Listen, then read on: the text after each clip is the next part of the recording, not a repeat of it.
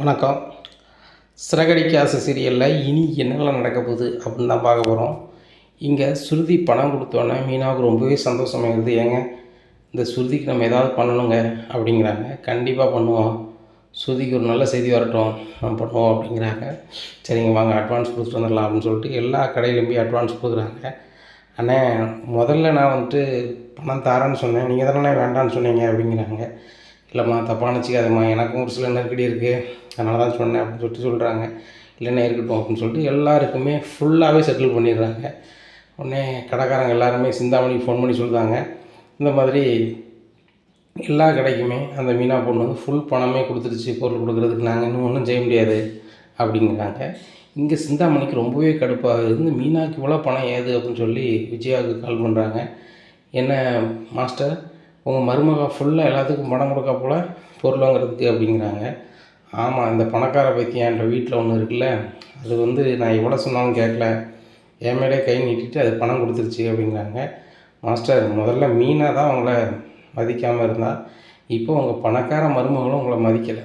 இதுலேருந்து என்ன தெரியுது, இந்த மீனா தொடர்ந்து தொழில் பண்ணால் உங்கள் இன்னொரு மருமக ரோகிணி கூட உங்களை மதிக்க மாட்டாங்க, அவ்வளோதான். அதுக்கப்புறம் அந்த வீட்டில் நீங்கள் டம்மி பீஸ் தான் அப்படிங்கிறாங்க. அது மட்டும் நடந்துடக்கூடாது சிந்தாமணி, நீங்கள் எதையாவது பண்ணுங்கள், என்ன வேணாலும் பண்ணுங்கள், அந்த மீனா உங்கள் தொழிலுக்கு எதிராக வரக்கூடாது, இந்த விஜயாவை ஜெயிக்கக்கூடாது, நீங்கள் என்ன வேணாலும் பண்ணுங்கள் அப்படிங்கிறாங்க. நான் பண்ணிடுறேன், ஒன்றும் பிரச்சனை இல்லை, இனிமேல் நான் அதை தான் செஞ்சாகணும். நான் வந்து தொழில் பண்ணதுனால என்னுடைய சேட்டைகள்லாம் குறைச்சிக்கிட்டேன், இனிமேல் அப்படி இருந்தால் சரி வராதுன்னு தோணுது, நான் பார்த்துக்குறேன், இனிமேல் நான் வந்து அடுத்தவங்க பொருளை கவர்ந்தால் தான் முடியும் அப்படிங்கிறாங்க. எனக்கு ஒன்றும் புரியல அப்படிங்கிறாங்க. இல்லை ஒரு பொருள் இருந்தால் தானே வந்து மீனா வந்து ரொம்ப ஓவராக ஆடுவா, இருக்க பொருளை நான் எடுத்துட்டா அப்படிங்கிறாங்க. ஒன்றும் புரியல அப்படிங்கிறாங்க. இங்கே பாருங்கள், மீனாவுக்கு வந்து பூ வந்து அவள் கையில் கிடச்சா தான் டெக்கரேஷன் பண்ண முடியும், இல்லை அப்படின்னா பண்ண முடியாது, சரிதானா? இப்போ நான் வந்து என்ன செய்ய போகிறேன், பூ கடைக்கு மொத்தம் கடைக்கே வந்து ஃபோன் பண்ணி இந்த கடைகளுக்கெல்லாம் சரக்கு போகக்கூடாது, எத்தனை லட்சம் செலவானாலும் பரவாயில்ல நான் தாரேன்னு சொல்லி பேசி அந்த கடைகளுக்கு ஒன்றும் நான் பூ கொடுக்க விட மாட்டேன், அதுவும் சம்மந்தப்பட்ட நாளுக்கு அப்படிங்கிறாங்க. அப்படி உங்களால் பண்ண முடியுமா அப்படிங்கிறாங்க. 100% என்னால் பண்ண முடியும் அப்படிங்கிறாங்க. எப்படியா இருக்குது இந்த சூழ்நிலையில் மீனா வந்து டெக்கரேஷன் பண்ணக்கூடிய அந்த நாட்களும் வந்துடுது. அப்போ ஆட்களுக்கு எல்லாத்தையுமே சொல்கிறாங்க, நம்ம கரெக்டாக மண்டபத்துக்கு போயிடணும் வச்சிடணும் அப்படிங்கிறாங்க. இங்கே மண்டபத்துக்கு கிளம்பி போயிடுறாங்க. பூ அவங்க மொத்த மார்க்கெட்லேருந்து அவங்க மீனா யாருக்கெல்லாம் அட்வான்ஸ் கொடுத்துருக்காங்களோ அவங்க வாங்கி மீனாவுக்கு மாற்றி விடணும்.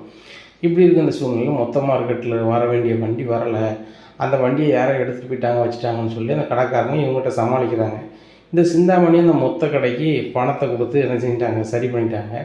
அப்போ அவ்வளோ பேர் மீனாவை கால் பண்ணி அந்த நிமிஷத்தில் சொல்கிறாங்க, நாளைக்கு விடிஞ்சால் கல்யாணம், நைட்டுக்கான்னு ஃபோன் பண்ணி சொல்லுதாங்க, மீனா தப்பாக நினச்சிக்காதீங்க, நாங்கள் எவ்வளவோ முயற்சி பண்ணி பார்த்தோம், பூ எங்களால் வாங்க முடியல, மொத்த மார்க்கெட்டில் ஏதோ பிரச்சனைங்கிறாங்க, அதனால் உங்களுக்கு வந்து சேராது, உங்கள் அட்வான்ஸ் பணத்தை திருப்பி வாங்கிக்காங்க, நீங்கள் தான் மொத்தமாக கொடுத்தீங்களே எல்லாத்தையும் வாங்கிக்கோங்க அப்படின்னு சொல்லி எல்லோரும் ஃபோன் பண்ணுறாங்க. அண்ணே அது இல்லைன்னா பிரச்சனை, விடிஞ்சால் கல்யாணம், நான் என்னென்ன பண்ண முடியும் அப்படின்னு சொல்லிட்டு மீனா ரொம்பவே கதறாங்க. மீனா என்னாச்சு அப்படின்னு சொல்லி முத்து கேட்குறாரு. ஏங்க திடீர்னு ஃபோன் பண்ணி பூவெல்லாம் எங்களுக்கு வராது, எங்களுக்கு மொத்த மார்க்கெட்லேருந்து வரல, அங்கே வண்டியில் ஏதோ பிரச்சனை அப்படி இப்படிங்கிறாங்க, என்ன சின்ன தெரியலைங்க, எல்லாருக்குமே பணத்தை நம்ம ஃபுல்லாக கொடுத்துட்டோம், இப்படி சொல்கிறாங்களாங்க அப்படின்னு சொல்கிறாங்க. மீனா கொஞ்சம் வேறு ஏதாவது பண்ண முடியுமான்னு பார்ப்போம் அப்படின்னு சொல்லி அங்கங்கே கால் பண்ணி பார்க்குறாங்க. எல்லா இடத்துலையுமே சிந்தாமணி எந்த அளவுக்கு லாக் பண்ண முடியுமோ அந்த அளவுக்கு லாக் பண்ணுறாங்க. ஏன்னா மீனா இந்த தொழிலில் வளரக்கூடாது, அப்படி வளர்ந்தான்னா நம்மளுக்கு நம்ம வைக்கிற ஆப்பாயிரும், அதனால் நம்ம வந்து மீனா வளரவே விடக்கூடாது அப்படின்னு சொல்லி ரொம்ப தெளிவாக பண்ணுறாங்க. இங்கே மீனாவுக்கு என்ன செய்யணும் தெரியல, மீனா ஒன்றும் புரியலையே அப்படிங்கிறாங்க. என்னங்க பண்ண முடியும் அப்படின்ட்டு ஏற்றால பார்க்குறாங்க. அங்கே வாழை இலை கடை இருக்குது, வாழை இலை ரொம்ப விலை குறைஞ்சிருக்கு, அதனால் ஏகப்பட்ட வாழை இலை இருக்குது. அதுபோக வாழை மரமும் ஒரு 100 மரம் வந்து யாரோ கேட்டிருக்குறாங்க, அப்புறம் இடையில வேணான்னு சொல்லிட்டாங்க, அதுவும் இருக்குது. அப்புறம் மண்பானை பொருட்களும் அவர் வாங்கி வச்சுருக்காரு, அதுவும் போகலை, இது 3 இருக்குது. இதை பார்த்தோன்னே மீனாவுக்கு ஒரு யோசனை வருது, நம்ம ஏன் பேசாமல் கிராம குடில் மாதிரி பண்ணிடுவோமே அப்படின்னு சொல்லிட்டு வாழை இலையாலேயே டெக்கரேஷன் பண்ணுறாங்க, வாழை தாரை நிப்பாட்டுறாங்க, மண்பானைகள் அங்கங்கே வைக்கிறாங்க. அப்புறம் வந்துட்டு வரவேற்புக்கு வந்து இயற்கையாக எப்படி செய்ய முடியுமோ செய்கிறாங்க. பயங்கரமாக எடுப்பாக இருக்குது. இதை பார்த்துட்டு மண்டபத்துக்காரங்க ரொம்பவே அசந்து போயிடுறாங்க. என்னம்மா வேறு டெக்கரேஷன் பண்ணுதுன்னு சொல்லியிருந்தீங்க, இப்போ வாழை இலையில் அசத்துறீங்க அப்படிங்கிறாங்க. ஐயா சொல்லுதுன்னு தப்பாக நினச்சிக்காதீங்க. நான் எல்லா பக்கமுமே ஃபுல் பணம் கொடுத்து வச்சுருந்தேன் டெக்கரேஷன் வேலை பண்ணுறதுக்கு. திடீர்னு மொத்தமாக இருக்கிறதுலேருந்து பூ வரல, அது இதுன்னு சொல்லிட்டாங்க. எனக்கு என்ன செய்யணும்னு தெரில.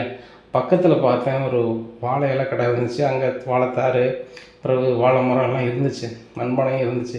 அதெல்லாம் வச்சு நான் அப்படி பண்ணிட்டேன். நல்லா இருக்கானே அப்படிங்கிறாங்க. ரொம்ப சூப்பராக இருக்குமா, இப்படியான டெக்கரேஷன்லாம் எனக்கு பண்ண முடியுமா அப்படின்னு சொல்லி நானே ரொம்ப அசந்து போயிட்டேன். உங்ககிட்ட போய் நான் கமிஷனை நினச்சி ரொம்ப வருத்தப்படுறேம்மா. அந்த பணத்தை நான் திருப்பி தந்துடுறேன். கண்டிப்பாக வந்து உனக்கு நான் இந்த வாரம் ஆர்டர் போகிறேன், உனக்கு தான் கொடுப்பீங்க. நம்ம ஓனரே வர சொல்கிறேன் அப்படின்னு சொல்லிட்டு ஓனருக்கு ஃபோன் பண்ணி வர சொல்கிறாங்க. மண்டபத்தை பார்க்குறாங்க. நைட்டு ஜெகஜோதியாக இருக்குது. இதை பார்த்துட்டு இவ்வளோ அருமையாக பண்ணிருக்கீங்களம்மா, வாழையெல்லாம் வழிதாதாம்மா அப்படிங்கிறாங்க. சார் நைட்டு மட்டும் ஏசி போட்டிருக்கணும், ஃபுல்லாக போட்டுருங்க, நான் வந்து வாடகை தந்துடுறேன் அப்படிங்க. இல்லைம்மா, இந்த மாதிரி பண்ணும்போது நாங்கள் ஹெல்ப் பண்ணுவோம். இக்கட்டான சூழ்நிலைக்கு இப்படி உங்களால் பண்ண முடியும்னா நீங்கள் பயங்கரமான ஆள் மேனேஜர். இன்னுமே எல்லா ஆர்டரும் இந்த மீனாவுக்கு தான் போகணும், சரிங்களா? எனக்கு தெரிஞ்ச மண்டபத்துக்கு எல்லாத்துக்குமே ஃபோன் பண்ணி சொல்கிறேன்னு சொல்லிட்டு இங்கே நடந்ததை ஃபோட்டோவும் வீடியோ எடுத்து அனுப்பி எல்லாருக்குமே சொல்கிறாங்க. எல்லோரும் பார்த்துட்டு ரொம்ப புதுமையாக இருக்குது, நல்லாவே இருக்குது, எளிமையாகவும் இருக்கு.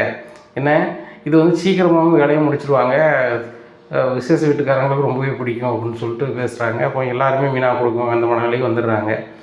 இங்கே சிந்தாமணி நம்ம மீனா வேலையை கெடுத்தால் விடிஞ்சால் வந்து அந்த நம்ம ஃபங்க்ஷனுக்கு போவோம், ஒன்றும் நடக்காது அப்படின்னு நினச்சிக்கிட்டு இருக்காங்க. இங்கே விஜயாவுக்கும் ஃபோன் பண்ணி சொல்லிடுறாங்க இப்படியா இருக்குது. இந்த சூழ்நிலையில் வந்து கல்யாண வீட்டுக்காரங்க காலையிலே வந்து பார்க்குறாங்க, அசந்து போகிறாங்க. என்னங்க நீங்கள் சொன்ன மாடல் வேறு இப்போ பயங்கரமாக பண்ணியிருக்கீங்க அப்படிங்கிறாங்க. ஆமாங்க, தவிர்க்க முடியாத சூழ்நிலையில் வந்து பூ வந்து கிடைக்கல, டவார்னு இதை பண்ணேன், நல்லா இருக்காங்க அப்படிங்கிறாங்க. ரொம்ப நல்லா இருக்குது. வாழை இலையில் இப்படி டெக்கரேஷன் பண்ண முடியுமா, வாழைத்தாரை வச்சு இப்படி பண்ண முடியுமா, வாழை மரத்தை வச்சு இப்படி பண்ண முடியுமா, மண்பானைகளை அங்கங்கே பார்க்கறது ரொம்ப கண்ணுக்கு அழகாக வச்சதெல்லாம் அதெல்லாம் வேறு லெவலுங்க, செமையாக இருக்குது அப்படி இப்படிங்கிறாங்க. திருமணத்துக்கு வந்தவங்க எல்லாருமே பயங்கரமாக வெகுவாக பாராட்டுறாங்க. எல்லாருமே மண்டபத்து மேனேஜர்கிட்ட போய் அந்த டெக்கரேஷன் பண்ணவங்க ஃபோன் நம்பர் கொடுங்க, அந்த டெக்கரேஷன் பண்ணவங்க ஃபோன் நம்பர் கொடுங்க அப்படி இப்படின்னுட்டு இருக்காங்க. இப்படியா இருக்குது. இந்த சூழ்நிலையில் 10 மணி ஆகுது. அப்போ தம்பிகிட்ட சொல்கிறாங்க சின்னமணி, டேய் சீக்கிரம் கிளம்புடா, அந்த மண்டபத்தில் மீனா என்ன பாடுபடுதா, அவள் லெவல் என்ன ஆச்சு அப்படின்னு நம்மளுக்கு தெரியணும். இதோடு அவளை நான் புதைக்கிறேன், சரியா?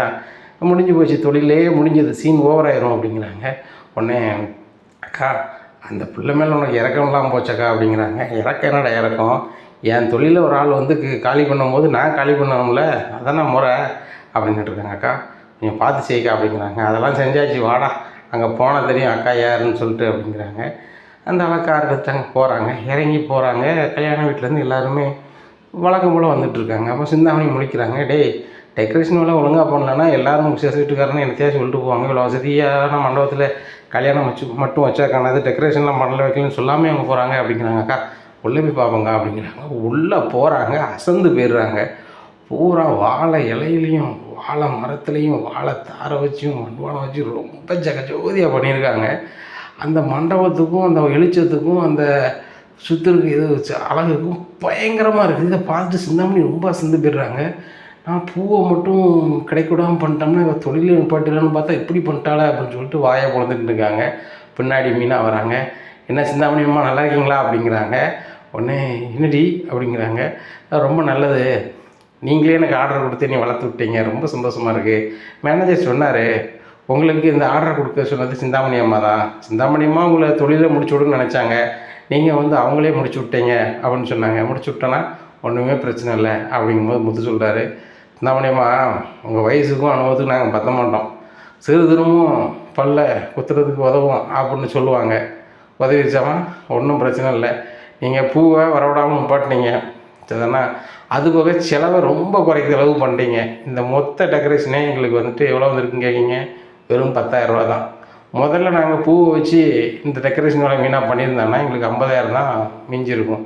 இப்போ பாருங்கள் 1,90,000 ரூபா லாபம். 10,000 ரூபா எங்களுக்கு கூலி போனாலும் 1,80,000 மிச்சப்படுத்திக்கிங்க. அது மட்டும் இல்லை, அந்த மேனேஜரே இப்போ ஒரு 12 புக்கிங் கொடுத்துருக்காங்க. தொடர்ச்சியாக 12 நாள் எங்களுக்கு டெக்கரேஷன் வேலை இருக்குது, சரிங்களா? இன்னும் கல்யாணம் முடிவு வரைக்கும் எத்தனை கொடுக்காங்கன்னு தெரியல. எல்லாத்துக்கும் நீங்கள் தானே காரணம். மீனா உன் தொழில் வளர்ச்சிக்கு முக்கிய காரணம் அம்மா தான். அம்மா தான் உங்கள் குரு, அம்மா வணங்கிக்கோ அப்படிங்கிறாங்க. சிந்தாமணியம்மா நீங்கள் 2 பேரையும் ஆசீர்வாதம் பண்ணுங்க அப்படிங்கிறாங்க. பேரிடி அப்படிங்கிறாங்க. கண்டிப்பாக எல்லா பக்கமும் டெக்கரேஷன் பண்ண போயிடுவேன், அங்கெல்லாம் வந்து பாருங்கள், உங்களுடைய கருத்தையும் உங்களோட ஆசையும் எனக்கு வேணும் அப்படிங்கிறாங்க. என்னடி ரொம்ப ஓவராக பண்ணுற அப்படிங்கிறாங்க. நீங்கள் ரொம்ப ஓவராக பண்ண நினச்சிங்க, அது நடக்கலை. உங்கள் ஃப்ரெண்ட்டு வேணால் ஃபோன் பண்ணி சொல்லுங்கள் அப்படிங்கிறாங்க. என் கடுப்பில் நேராக விஜயாவுக்கு ஃபோன் பண்ணி, மாஸ்டர் உங்கள் மருமக ரொம்ப ஓவராக பண்ணிட்டா அப்படிங்கிறாங்க. என்ன எல்லாம் முடிஞ்சா அப்படிங்கிறாங்க. எல்லாம் முடிஞ்சாவா? நானும் அப்படி தான் நினச்சேன் மாஸ்டர். கிட்டத்தட்ட அந்த மீனா தொழில் பண்ணக்கூடாதுன்னு கிட்டத்தட்ட 12 லட்ச ரூபாய்க்கு மேலே செலவு பண்ணியிருக்கேன். ஆனால் ஒன்றும் நடக்கலை அப்படிங்கிறாங்க. உடனே என்ன என்ன சொல்கிறீங்க அப்படிங்கிறாங்க. நான் பூ வந்தால் தானே வேலை செய்வான்னு சொல்லி பூ வரவிடாமல் எல்லா வேலையும் செஞ்சேன். இப்போ என்னன்னா பக்கத்தில் ஒரு வாழை இலை கடந்திருக்கு போல், அதிலேருந்து வாழை இலையெல்லாம் வச்சு பயங்கரமாக பண்ணிட்டா அப்படிங்கும்போது விஜயம் வந்து பார்க்குறாங்க. பார்த்துட்டு ஆமாம் சிந்தாமணி பயங்கரமாக பண்ணியிருக்காங்க அப்படிங்கிறாங்க. உங்கள் மருமகளுக்கு நீங்கள்லாம் சப்போர்ட்டாக தான் இருந்திருக்கீங்க அப்படிங்கிறாங்க. என்ன சிந்தாமணி இப்படி சொல்கிறீங்க? இப்போ கூட நீங்கள் கூப்பிட்டீங்கன்னு தாங்க வந்தேன், இல்லைன்னா அந்த பூக்காரி இருக்க இடத்துக்கு வந்துருப்பேனா அப்படிங்கிறாங்க. இல்லைங்க, அந்த மீனாவை நான் என்னாலேயோ யாராலேயோ ஒன்றும் செய்ய முடியாது. அவள் தொழிலில் நிலைக்கிறத யாரும் என்ன செய்ய முடியாது, மதிக்க முடியாது அப்படிங்கிறாங்க. என்ன சிந்தாமணி நீங்களே இப்படி சொல்லிட்டீங்கன்னா எனக்கு மரியாதை இல்லாமல் போயிருமே இந்த வீட்டில் அப்படிங்கிறாங்க. எனக்கே இந்த தொழிலில் மரியாதை இல்லாமல் போச்சு. நான் அந்த மீனாவுக்கு தொழில் கிடைக்கக்கூடாதுங்கிறதுக்காக தான் அவளுக்கு நான் மெனக்கெட்டு கொடுக்க சொல்லி அவளை நானே டாக்டராக ஆக்கணும்னு நினச்சேன். அவள் என்ன மொத்தமாக முடிச்சு விட்டாங்க, புதைச்சிட்டானே சொல்லலாம். அவ்வளோதான். இன்னுமே வந்து நான் தொழில் பண்ணி இந்த சிட்டிக்குள்ளே ஜெயிக்க முடியாது. வெறும் பாருங்கள், வெறும் 10,000 செலவு பண்ணி இந்த இவ்வளோ பெரிய மண்டபத்தில் டெக்கரேஷன் முடிச்சிட்டா. அதுவும் நல்ல பேரை வாங்கிட்டா. கிட்டத்தட்ட ஒரு 12 புக்கிங் இது வரைக்கும் போயிருக்கான். எப்படி இந்த கல்யாணம் முடிவுக்குள்ள ஒரு 50 புக்கிங் போயிடும். இன்னும் ஒன்றும் பண்ண முடியாது. இந்த மீனா வளர்ச்சியை யாரும் நினைச்ச முடியாது, மதிக்க முடியாது. அவள் லட்சாவதி ஆவதையோ அவள் பெரிய ஆளாவதையோ யாரும் நினைச்ச முடியாது, மறுத்துட முடியாது அப்படிங்கிறாங்க. இங்கே விஜயாவுக்கு ஒன்றும் உடலை. இந்த சிந்தாமணி நம்மளாம் இன்னும் ஒன்றும் நடக்காது. இன்னும் நம்ம தான் ஏதாவது பண்ணி இந்த மீனாவை வீட்டை விட்டு வெளியே விடாமல் பண்ணணும். அதுக்கு நம்ம என்ன பண்ணலாம் அப்படின்னு சொல்லிட்டு ரொம்பவே கடுப்பில் ஆட்டோ பிடிச்சி வெளில போகிறாங்க. அங்கே பார்க்குறாங்க சீதாவும் அந்த போலீஸ்காரரும் பேசிக்கிட்டு இருக்காங்க. இதை பார்த்த விஜயாவுக்கு ரொம்ப சிரிப்பு வருது. ஓ, இந்த சீதா வந்து அந்த அருணை வளைச்சி போட நினைக்கலாம் அப்படின்னு சொல்லிட்டு பக்கத்தில் போகிறாங்க. விஜயா பார்த்தோன்னா அத்தை அப்படிங்கிறாங்க. அத்தையா? என்ன உங்கள் அக்காவை எங்கள் வீட்டுக்கு அனுப்புனா இப்போ நீ வந்து இவரை பிடிக்க ஆரம்பிச்சியா அப்படிங்கிறாங்க. என்னம்மா நீங்கள் யாரும்மா எப்படி பேசுகிறீங்க அப்படிங்கிறாங்க. நான் வேறு யாரும் இல்லை, இவங்க அக்கா மாமியார் தான் அப்படிங்கிறாங்க. இனி என்ன நடக்கும் அப்படிங்கிறத பொறுத்து வந்து பார்க்கலாம். நம்ம சேனலை நீங்கள் மறக்காமல் லைக் அண்ட் சப்ஸ்கிரைப் பண்ணுங்கள். நன்றி, வணக்கம்.